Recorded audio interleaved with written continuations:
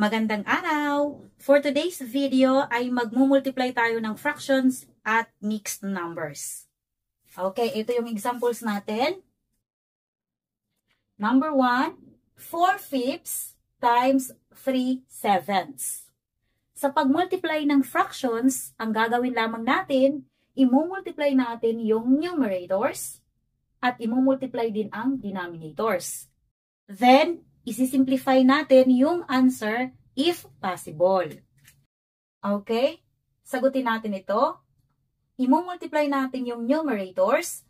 4 times 3 equals 12.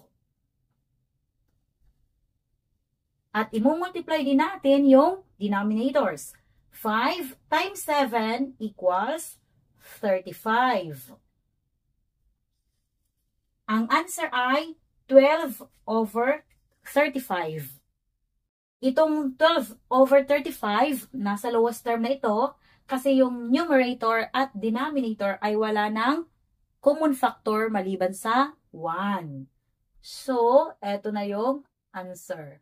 Number 2, 9/10 times 1 and 4/6. Dito, magmumultiply tayo ng fraction at mixed number. Ang gagawin lamang natin kapag magmumultiply tayo ng fraction at mixed number, ang mixed number ay gagawin nating improper fraction. Okay, gawin natin. Itong 9/10, kopyahin natin. 9/10 times. Okay, ito gawin nating improper fraction. I-multiply lamang natin ang denominator at whole number. I-multiply at i-add itong numerator. Ang answer, ang bagong numerator. 6 times 1 equals 6. 6 plus 4 equals 10. At kukopyahin lamang natin yung denominator na 6. Ang 1 and 4/6 naging 10/6. Ginawang improper fraction. Next step is to multiply the numerators and multiply also the denominators. O kaya naman pwede tayong gumamit ng cancellation bago mag-multiply. Paano gamitin yung cancellation?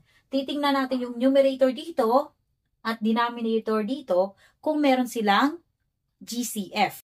Kapag meron, i-divide natin sila sa kanilang GCF. Then, ganun din dito. Yung numerator dito at denominator dito, kapag may GCF sila, i-divide natin sa kanilang GCF. Yun ang paggamit ng cross cancellation. At pwede rin yung fraction mismo na ito. Yung numerator at denominator, kapag may GCF, i-divide ninyo. Ganun din dito. Pwede rin yon. Okay. Ngayon, tingnan natin dito. Pwede ba tayong gumamit ng cancellation? Yes, pwede. Tingnan natin. Yung 10 at saka 10, di ba? Automatic yan. Yung 10 at saka 10, pwede silang ma-divide ng 10. Kaya, i-divide natin dito sa 10. So, ibig sabihin, ito, i-divide sa 10, i-divide din sa 10. So, ika-cancel natin ito. Ito yung sasabi na cancellation. Ika-cancel natin yan. Kasi, 10 divided by 10 equals 1. 10 divided by 10 equals 1. So, ang numerator dito ay naging 1. Ang denominator dito ay naging 1. Mas madali tayong makakapag-multiply kapag gumamit tayo ng cancellation. Kasi, mababa na lang yung numbers. Okay, dito naman, yung 9 at saka 6, pwede bang mai-cancel? May GCF ba sila? Meron.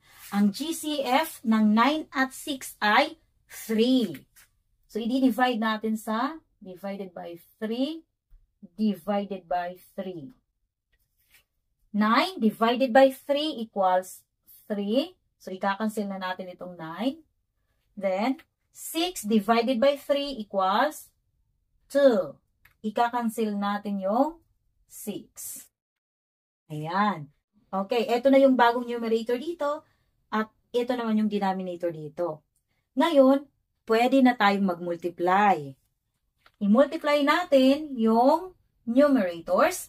3 times 1 equals 3. I-multiply din natin yung denominators. 1 times 2 equals 2. Ang answer ay 3/2. Improper fraction ito. Mataas yung numerator kaysa sa denominator. Pwede pa natin itong isimplify. I-divide lamang natin yung numerator sa denominator. At kapag i-divide natin ang 3 sa 2, ang answer ay 1. 1 ang quotient. So, yung quotient ay 1. May remainder na 1. So, yung remainder na 1, yun ang numerator. At kung ano yung denominator, ganun pa rin. Ayan. So, yung answer ay 1 1/2. Next, 3 1/3 times 5 1/4. Okay, dito, parehong mixed number. So, ang gagawin lamang natin, pareho natin silang gagawing improper fraction. Okay, gawin natin. I-multiply natin at i-add. Okay. 3 times 3 equals 9. 9 plus 1 equals 10. Ito yung numerator. At syempre, yung denominator, kukopyahin lamang natin. Okay, dito naman, i-change din natin ito sa improper fraction. Ayan. 4 times 5 equals 20. 20 plus 1 equals 21. Ito yung numerator. At kukopyahin natin yung denominator na 4. Okay. Sunod na step ay magmumultiply tayo. Pero kung applicable naman yung cancellation, gamitin natin yung cancellation para mapababa natin yung numbers. Kasi mas mabilis tayong makakapag-solve kapag mababa yung numbers. Okay, tingnan natin. Pwede kaya tayong gumamit ng cancellation dito? Tingnan natin yung numerator dito at denominator dito. May number ba na pwedeng makadivide sa 10 at saka sa 4? Meron. Pwede silang ma-divide ng 2. Yan ang GCF ng 10 and 4. Okay. 10 divided by 2 equals 5. So, ika-cancel lamang natin ito. Then, 4 divided by 2 equals 2. Ika-cancel din natin itong 4. Okay. Tingnan naman natin ito. Yung numerator na 21 at saka 3. Pwede ba itong may cancel?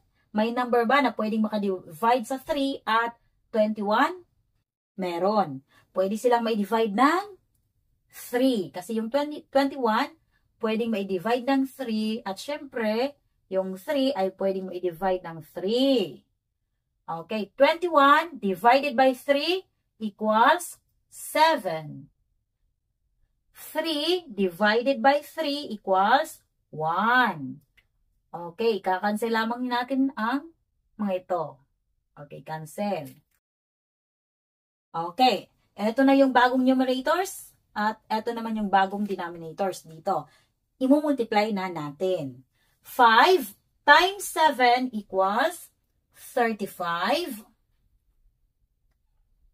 1 times 2 equals 2. Yung answer ay 35/2. Improper fraction ito, kailangan nating isimplify. I-divide lamang natin yung numerator sa denominator. Okay. Kapag i-divide natin, 35 divided by 2. Okay. Isulat natin yung answer. Yung quotient na 17 ang whole number. Ang remainder ang numerator ng fraction at ito ang denominator. Ito ngayon yung answer. Last example, 5/8 times 7 1/2 times 4. Okay, dito magmumultiply tayo ng fraction, mixed number at whole number. Kapag ganito yung problem, ang gagawin lamang natin, ang mixed number, gagawing improper fraction, at ang whole number, gagawing fraction. Lalagyan lamang natin ito ng denominator na 1. Okay. So, magiging 5/8 times, okay, gawin natin itong improper fraction, times and add. 2 times 7 equals 14. 14 plus 1 equals 15. So, yung numerator dito ay 15. At kukopyahin natin yung denominator na 2 times itong whole number, gagawin nating fraction. Lalagyan lamang natin ito ng denominator na 1. So, ibig sabihin, yung whole number na 4, magiging numerator yan. Dahil lalagyan natin ng denominator na 1. So, ngayon, pwede na tayong mag-multiply. I-multiply lamang natin yung numerators at i-multiply din natin yung denominators. Pero tingnan natin kung pwede tayong gumamit ng cancellation dito. May pwede ba tayong i-cancel? Ito at saka ito. Hindi siya pwedeng cancel. Ito at ito, hindi rin. Ngayon, dito naman, ito at saka ito, pwedeng i-cancel? Pwede. Or ito at saka dito, pwede ring i-cancel. Ito at saka ito. Okay. 4 at saka 8, pwede natin i-cancel. Para automatic, mas mababa. Diba? Ano ang GCF ng 4 at saka 8? 4. I-divide sa 4. Divided by 4. Pwedeng i-divide natin sa 4. 8 divided by 4 equals 2. 4 divided by 4 equals 1. So, ika-cancel lamang natin yan. Cancel, cancel. Yung 4 at saka 2 pwede rin i-cancel. Pero yung kinancel ko, eto at saka dito, kasi mas mapapababa ko pa yung numbers. Mas mababa pa yung numbers na imumultiply natin. Ngayon, pwede na tayong mag-multiply. I-multiply natin itong numerators. 5 times 15 equals 75.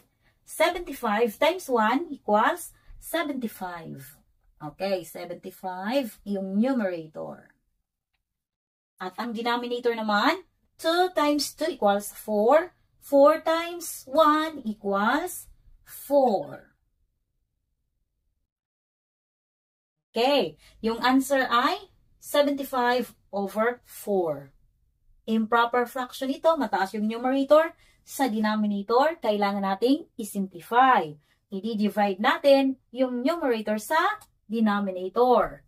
So, 75 divided by 4.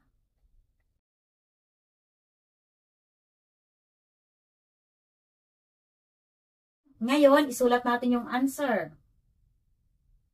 Itong quotient ang magiging whole number. Ang remainder ang numerator at ito ang denominator.